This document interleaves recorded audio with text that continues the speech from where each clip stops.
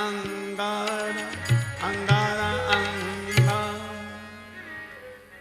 चंद्रमा में आग दिखाई दे रही है, तारे दिखाई दे रहे हैं, कोई नीचे नहीं गिरता। हनुमान जी ने विचार करके मुद्रिका गिराई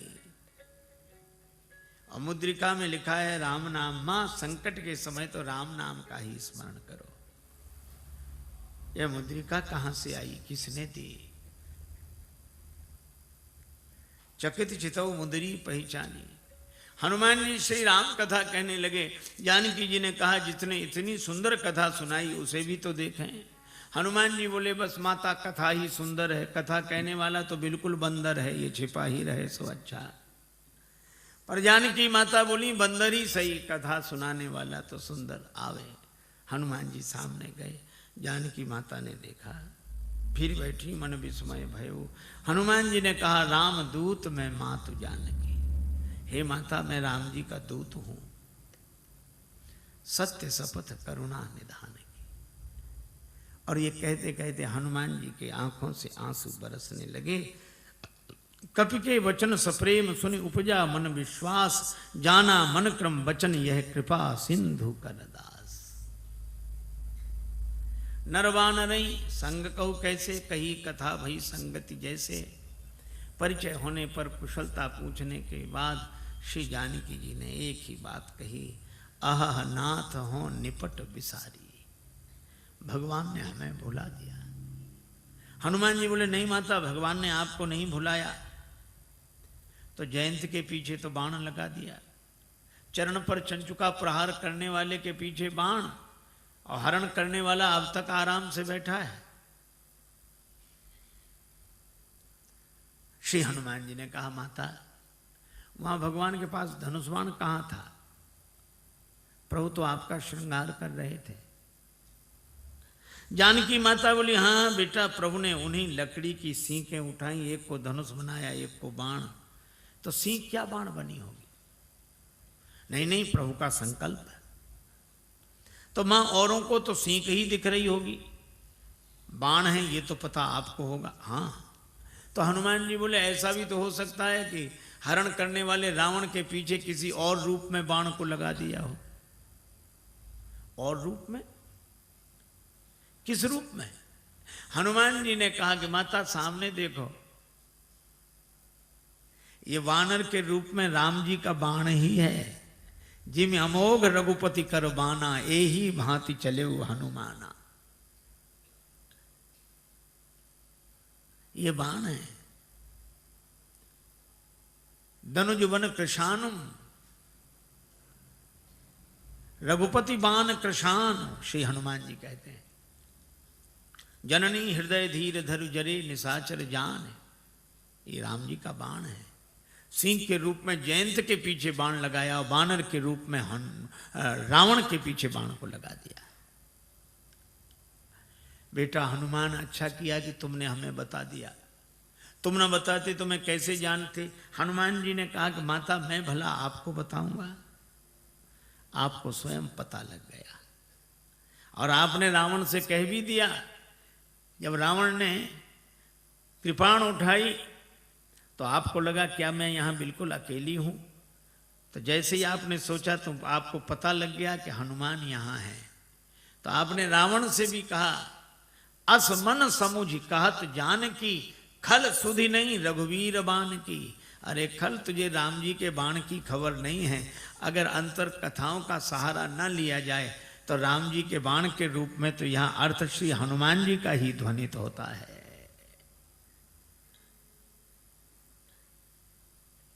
हनुमान जी बोले माता चिंता मत करो, राम जी आएंगे, साथ में हम सब लोग रहेंगे। अब इतने छोटे से हनुमान जी श्री जानकी माता से कहें कि निश्चिंत रहो, हम लोग रहेंगे। जानकी माता बोली बेटा सभी बानर तुम्हारे जितने हैं। हनुमान जी बोले हम तो उनमें बहुत बड़े हैं, बाकी सब छोटे छोटे हैं, हम सीनियर हैं, बाकी जूनियर। जानकी माता बोली तो हो चुका हमारा उद्धार। हमको हंसी लगी, जहां सीनियर इतने से हों। कई बार मुझे लगता है ये अंग्रेजी का शब्द है सीनियर। सी माने देखो, नियर माने नजदीक से ही जो दिखे, दूर से दिखे ही नहीं। हनुमान जी ने कहा माता संदेह है। जानकी माता ने कहा मोरे हृदय परम संदेहा, सुन कभी प्रकट कीन निज देहा। श्री हनुमान जी ने विशाल रूप में अपने को प्रकट किया। जो जानकी माता हनुमान जी को ऐसे देख रही थी वो ऐसे देखने लगी। बेटा भरोसा हो गया। हनुमान जी छोटे बने, जानकी माता ने आशीर्वाद दिया और कहा कि वत्स हनुमान, जब तुम इतने बड़े थे तो इतने छोटे बनकर क्यों आए?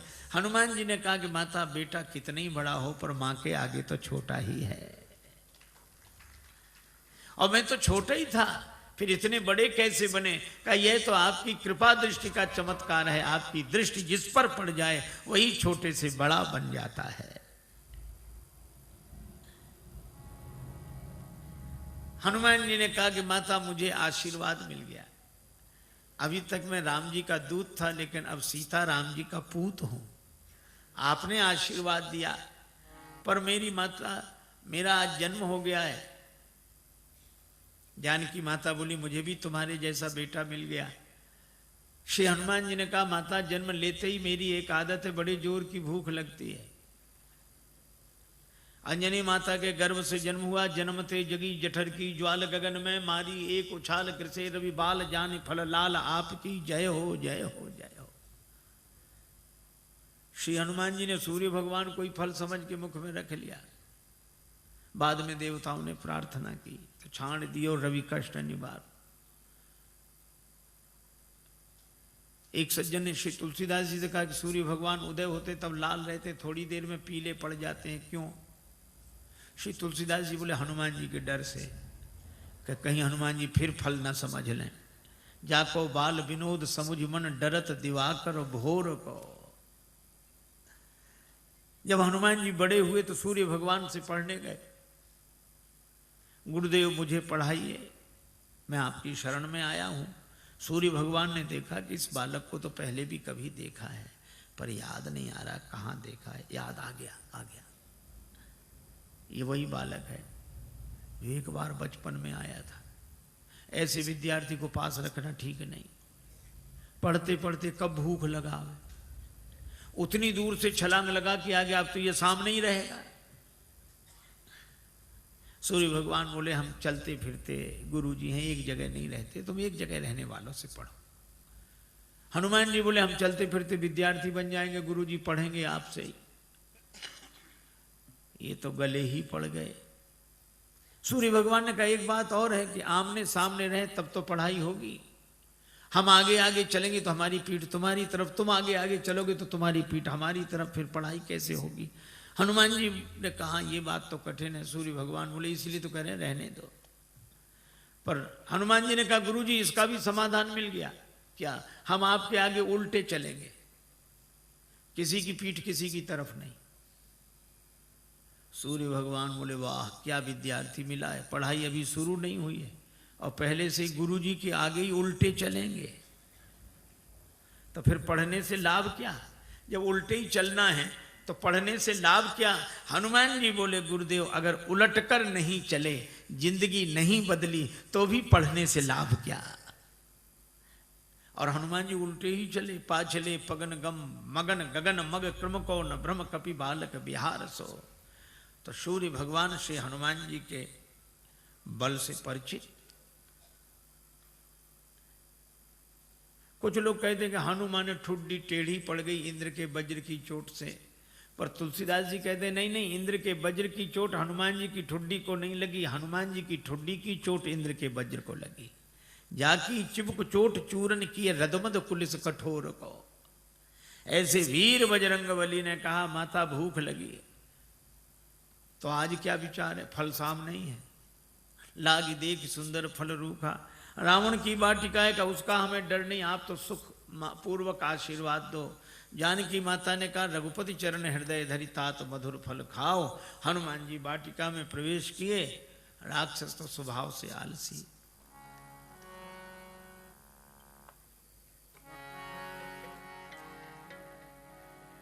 चले नाई सिर पैठी बागा चले नाई सिर बैठे। बागा चले नाई सिर बैठे। बागा चले नाई सिर बैठे। फल खायसी तरु तोरे लागा सिर पे। नागा चले नाई सिर बैठे। बागा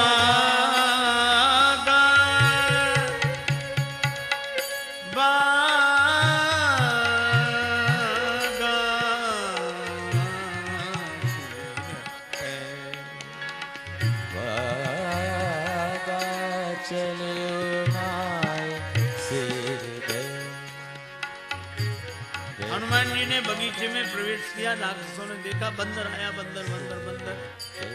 दूसरा राक्षस वाले आते रहते हैं ऐसे बंदर, स्वभाव से ही आलसी।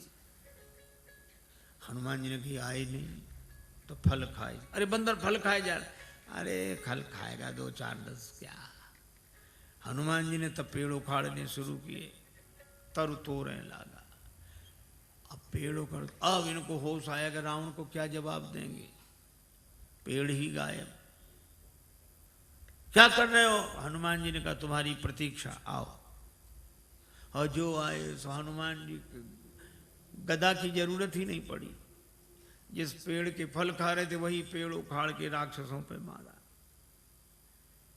कुछ बचे गए पुकारत कछु अधमारे। अधमरे थे वो गए। अच्छा जो पिट कर जाएगा डरा हुआ वो लंबी बात नहीं बोल पाता, हाँफ रहे थे। रावण ने कहा क्या हुआ? नाथ एक आवा कपी भारी, 2 ही 2 अक्षर मिलेंगे इस पंक्ति में। थोड़ी सांस ठहरी, अब कहते हैं सो अशोक वाटिका उजारी। अक्षय कुमार को भेजा, पर कपीशम अक्षहंतारम ये सुभट को लेकर आया था। चला संगले सुभट पारा। हनुमान जी ने अक्षय कुमार का वध किया। बंधु निधन सुन उपजा क्रोधा। आप लोगों ने बताया कि वो कपि नहीं महाराज मरकट है, मार काट मचाया है। मेघनाद बोला मैं चलता हूं। अब रहे महाभट था कि संगा, भट्ट सुभट महाभट, पर धन्य हमारे बजरंग बली, सबको भटा भट्ट कर दिया, एक नहीं बचा। कजू मारे से कजू मारे देसी, जिस पर पेड़ पटका उसे मार दिया। और एक राक्षस को इस हाथ में पकड़ा, एक को इसमें बड़ा रूप, तो ऐसे ऐसे रगड़ दिया। अब वो चिल्लावे बचाओ बचाओ। हनुमान जी कहते हैं मजीरा बजा के कीर्तन करने की आदत है, हम समझ रहे हैं कीर्तन नहीं हो रहा है। और जो हमें बचाओ, बचाएं तो तब जो ऊपर तक पहुंचेगा। बंदर को गिराओ, जो पांव के पास गए तो कछु मिली ऐसी धरी धूरी। ये कछु थोड़े बहुत नहीं है। पर तुलसीदास जी ने ना संख्या लिखी ना नाम। किसी ने तुलसीदास जी से पूछा कि ना आपने नाम लिखी ना संख्या। तुलसीदास जी बोले मारने दो, राक्षस हैं, कौन से बड़े महापुरुष हैं जो इनकी पुण्य जयंती मनाई जाएगी, सो याद रखें सब। मेघनाद को भी लगा कि प्राण जाने ही वाले हैं, तो उसने ब्रह्मास्त्र का प्रयोग किया। हनुमान जी परम वीर हैं, लेकिन बड़ों का सम्मान करना जानते हैं। ब्रह्मास्त्र में बंध गए। मेघनाद लेकर आया। रावण ने कहा कौन है तू? कह लंकेश कवन ते कीसा, कई के बल बन घालिस खीसा, मारिस निश्चर कही अपराधा, कौसट तो न प्राण कही बाधा। हनुमान जी सुनते रहे। बाद में बोले जाके बल लवलेश ते जिते चराचर जहारी, तास दूत में जाकर हरि आने प्रिय नारी। मैं राम जी का दूत हूं।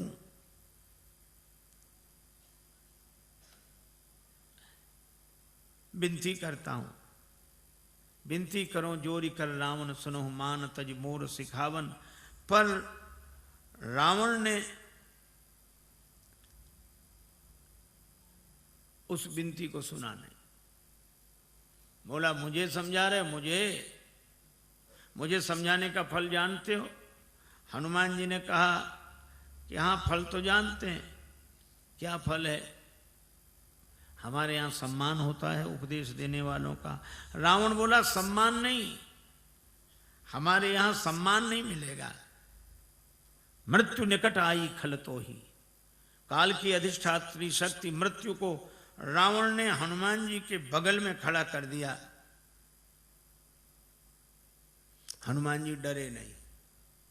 रावण बोला मौत तुम्हारे बगल में खड़ी है, तुम डरते नहीं हो?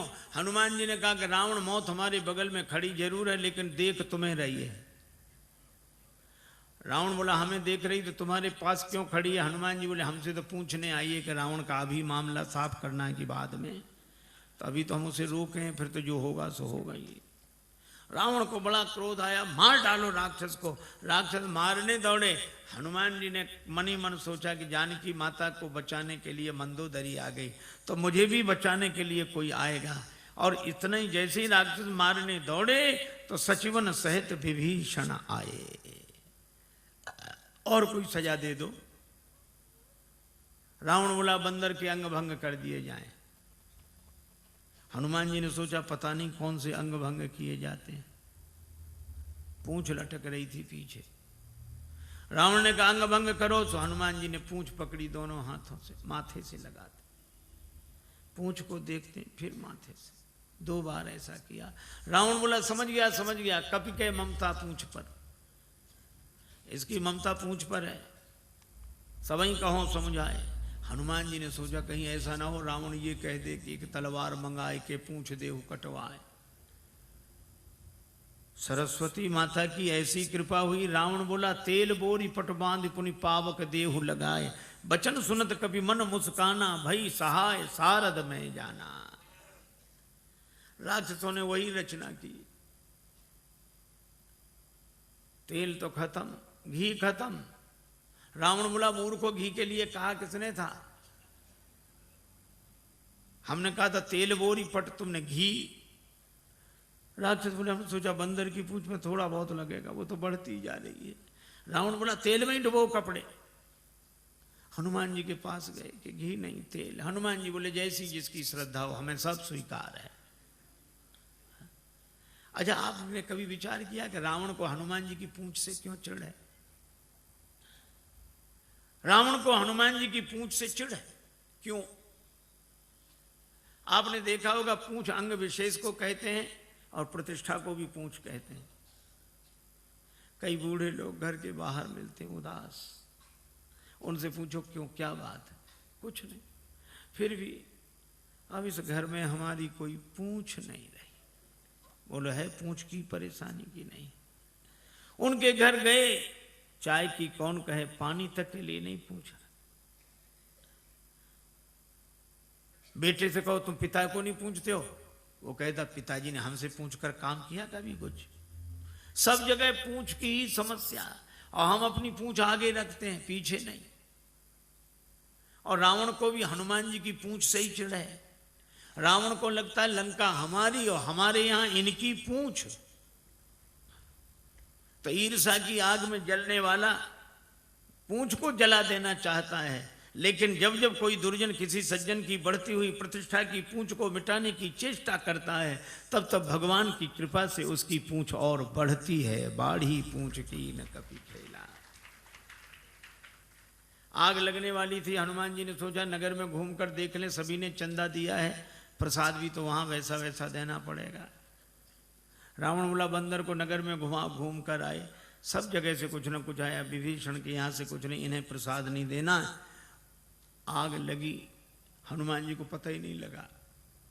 देखा कि आग लगी, पावक जरत देखी हनुमंता, भय परम लघु रूप, तुरंत छोटे बन गए और ब्रह्मास्त्र से निकल आए।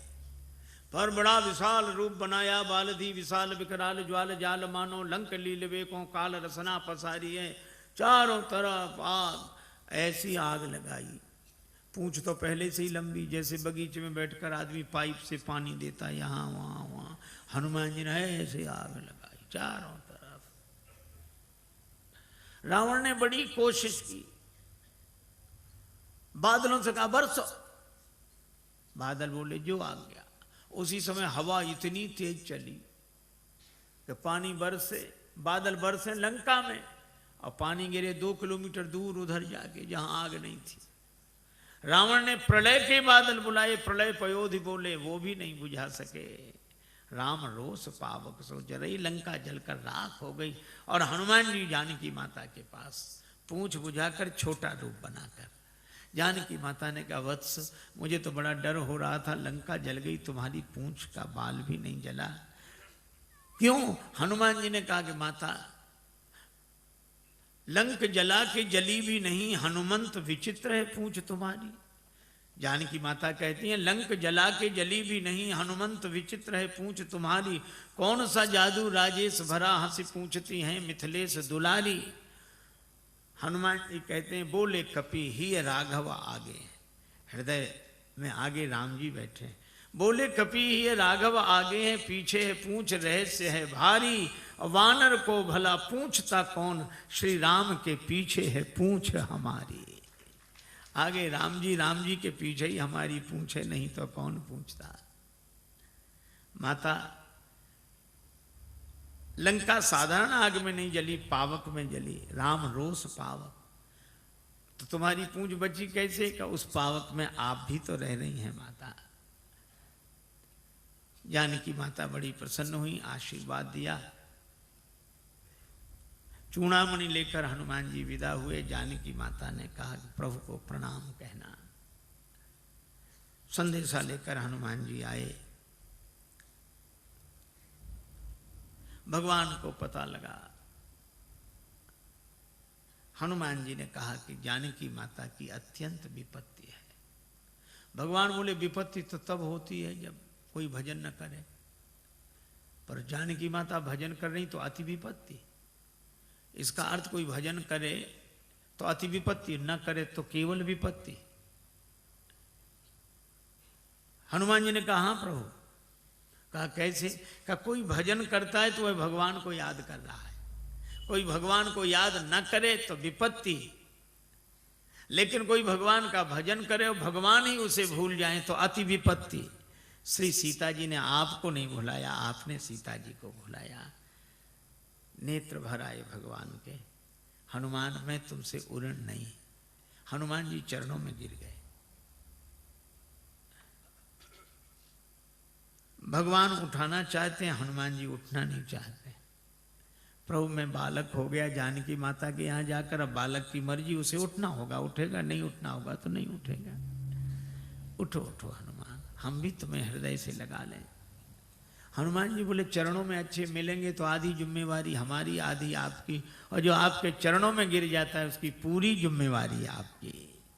भगवान हनुमान जी को उठाकर हृदय से लगाते हैं। वानर वाहिनी के संग प्रस्थान करके समुद्र किनारे आए। पुल बनना है। विभीषण जी कहते, महाराज समुद्र से विनती करो। लक्ष्मण जी कहते, सुखा डालो। भगवान ने कहा, ऐसे ही करो। 3 दिन विनती की, नहीं माना। लक्ष्मण धनुष बाण लाओ, और समुद्र विप्र रूप में सामने आया। महाराज क्षमा करें। भगवान ने कहा कि वानर वाहिनी कैसे उतरे, उपाय बताया। नल नील के स्पर्श किए हुए पत्थर पानी में तैरेंगे, पुल बनाइए, और इस बाण से मेरे उत्तर तट पर रहने वाले राक्षसों को समाप्त कर दीजिए। अब देखो कितनी अद्भुत बात है। कोई न डूब रहा, उसके गले में पत्थर बांध दो तो जल्दी डूब जाता है। और पत्थर को कितनी भी ऊंचाई तक फेंको पर आएगा नीचे। ये पत्थर मानो कर्म का स्वरूप है। कर्म कितना ही ऊंचा करो, अंत में नीचे लाएगा।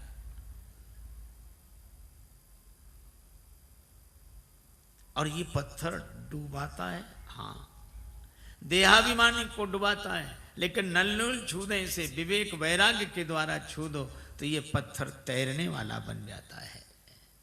पर ये विवेक वैराग्य उन्हें जिन्हें गुरुदेव का आशीर्वाद मिला हो, लरिकाई ऋषि आशीष पाई, पुल बना, भगवान की सेना पार हुई। भगवान ने कहा कि अंगद जी को फिर भेजो। अंगद जी गए। हनुमान जी हैं पूरे साधु, अंगद जी हैं पूरे सिपाही। साधु आस्था की स्थापना करता है, सिपाही के द्वारा व्यवस्था की बात विधिवत होती है। अंगद जी ने नगर में प्रवेश किया, रावण का बेटा मिल गया। बंदर बोले वही राक्षस बोले वही बंदर फिर आ गया। लेकिन रावण के बेटे ने लात उठाई, मार नहीं पाई। अंगद जी ने गई पद पटके भूमि भमाई। राक्षस बोले ये बंदर वो नहीं, दूसरा है ये तो। रावण के बेटे को ही मार डाला, हाथ गिरते ही ऊपर गया। अंगद जी रास्ता नहीं पूछ रहे तो भी बता देते इधर से इधर से इधर से। अरे रास्ता काहे को बता रहे, बोले आगे बढ़े, यहां से तो पीछा छूटे। और रास्ता इसलिए भी बता रहे हैं कि हम तो पहले ही समझ गए थे, वही नहीं समझा जो सिंहासन पर बैठा उसी को समझाओ। अंगद जी को देखकर सभासद उठे। रावण ने फटकारा तो बिचारी न बैठ पाए न उठ पाए। कौन है तू? अंगद जी ने जो उत्तर दिया वो बड़ा अद्भुत। कहे लंकेश कवन थे बंदर। हनुमान जी के सामने तो रावण बोलता गया, अंगद जी ने बोलने ही नहीं दिया। कहे लंकेश कवन थे बंदर। अंगद जी बोले मैं रघुवीर दूत दस कंधर। तू कहे हमसे बंदर, हम कहें आदरणीय श्रीमान जी पूजनीय। एक चौबे जी थे, उनसे कोई कहे चौबे जी तो चौबे जी कहते हाँ जी, और कोई कहे चौबे तो फिर कहते क्यों बे। अंगद जी ने कहा कि तू मुझसे बंदर कहे, और अंगद जी फिर चुप नहीं हुए। मम जन कहीं तो रही मिताई तव हित कारण आयूं भाई, मेरे पिता से तुम्हारी मित्रता थी, तुम्हारे भले के लिए आया हूँ। मेरा कहना मानो, पुरजनों को और रानी महारानियों को साथ में लेके दांतों के नीचे तिनका दबाओ, कंठ में कुल्हाड़ी रखो और फिर भगवान से जाकर प्रार्थना करो तो मेरा भरोसा है कि भगवान तुम्हें क्षमा कर देंगे। और जो वैसे ही नहीं जा रहा था, इतनी शर्तों के बाद जाएगा। अंगद जी सोचते हैं कि जाए ही नहीं सो अच्छा। रावण बोला तेरे पिता से मेरी मित्रता, कौन है तेरा पिता? अब रावण खूब जानता है ये बाली का बेटा है, लेकिन पूछा ऐसे ताकि अंगद कहें कि बाली तो मर गए। मैं पूछूंगा कौन सी बीमारी हुई, क्या? राम जी के बाण से।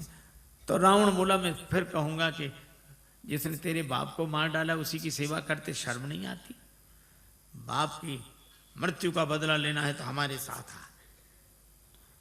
लेकिन जैसे ही अंगद जी से कहा कि तुम्हारा पिता कौन, तो अंगद जी बोले 6 महीने जिसकी बगल में दबे रहे उस बाली को भूल गए। रावण ठाका लगा, बोला हाँ हाँ हाँ हाँ हाँ हाँ, रहा बाली वानर में जाना। आजकल बाली कहाँ है? अंगद जी बोले 8-10 दिन में तुम भी वहीं पहुंच जाओगे जहां बाली है, वही कुशलता बताए। रावण बोला तुम्हारे कठोर वचन में सहन कर रहा हूं क्योंकि मैं धर्मात्मा हूं। अंगद जी बोले तुम्हारे जैसा धर्मात्मा कौन? परिचय हरण करने वाला तो धर्मात्मा तुम ही हो। शर्म नहीं लगती? डूब न मरो धर्म व्रतधारी। रावण ने कहा तू मुझे नहीं जानता, मैंने अपने सिर काट काट कर शंकर जी को चढ़ा दिए, मैं वीर हूं। अंगद जी ने कहा इंद्रजाली अपना पूरा शरीर काट देता है, कोई उसे सेना में भर्ती नहीं करेगा कि बड़ा वीर है। मैंने जला दिए सिर। अंगद जी बोले जरा ही पतंग विमोह, बस पतंगे रोज जलते हैं। दूसरे दिन अखबार में खबर नहीं छपती कि पिछली रात इतने पतंगे वीर गति को प्राप्त हुए। ये कोई वीर गति है? मैं कैलाश पर्वत उठा लिया, इतना भार उठाने वाला हूं। अंगद जी बोले जानवरों में सबसे ज्यादा बोझ गधा उठाता है। भार वहीं खर वृंद, ते नहीं वीर कहा वहीं समझ देख मति मंद। रावण बोला मैं चलता हूं तो धरती हिलती है। अंगद जी बोले तुम्हारे चलने से हमारे राम जी के छोटे भैया लक्ष्मण जी बोलते हैं तो धरती हिलने लगती है। लखन सकोप बचन जब बोले, डगमगान मही दिग्गज डोले। रावण बोला ऐसा? तो बड़े भैया को तो बोलना ही नहीं पड़ता होगा, धरती हिल जाती हो। हाँ नहीं बोलना पड़ता, वे धनुष पर हाथ फेरे, सर चाप कर फेरन लगे तो भूधर डगमगे। रावण बोला क्यों रे? बाली तो इतना गप्पी नहीं था। बाली न कबू गाल असमारा, मिली तपसिन तय भय से लवारा। अंगद जी बोले करके दिखाऊं। जब ते कीन राम के निंदा क्रोध बंत अति भयो कपिंदा कटकटान मही कुंजर भारी दो भुजदंड तमक मही मारी और जो पृथ्वी पर प्रहार किया डोलत अवन धरती हिल गई सभासद खसे रावण के मुकुट गिरे छीना झपटी मची 6 मुकुट रावण ने सिर पर लगाए 4 मुकुट अंगद जी ने राम जी की शरण में भेज दिए। अब विचार करो 10 सिर और 6 मुकुट कितने सुंदर लग रहे होंगे। लेकिन रावण से किसी ने कहा कि सुंदर नहीं दिख रहे। बोले भले ही सुंदर न लगे 2 तो ज्यादा हैं इधर। अंगद से कहा उठा के फेंक दो इसको, राक्षसों को फेंक दो। अंगद जी बोले बाद में फेंकना, पहले चरण हिला दो। सभी राक्षस गए, चरण नहीं हिला। तासु सभा की ओ कठिन प्रण जय तौल्यो कैलाश तुलसी प्रभु प्रभुता कहो कि सेवक को विश्वास। अंगद जी का पांव नहीं हिला। तुम ही बचे हो। रावण आया, जैसे ही चरण पकड़ने लगा अंगद जी ने पांव हटा लिया। रावण बोला यह क्या किया? अंगद जी बोले झुकना यहां सिखा रहे हैं, पर चरण पकड़ना हो तो भगवान का पकड़ो। साधु वही है झुकना अपने चरणों में सिखाए, पर चरण भगवान का पकड़ाए। रावण को बड़ा बुरा लगा, लेकिन करता क्या। अंगद जी आए, राम जी से कहा कि युद्ध अवश्यम भावी है। दूसरे दिन से युद्ध आरंभ हुआ।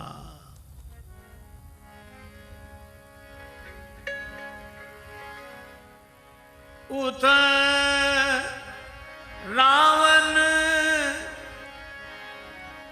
इत राम दुहाई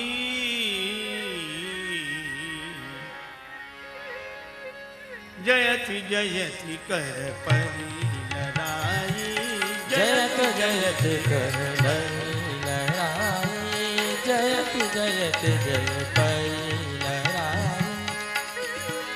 जयति जयति कर परी लड़ाई। कर परी लड़ाई। जयत जयत कर परी लड़ाई। जयत जयत कर परी लड़ाई। जयत जयत कर परी लड़ाई। लड़ा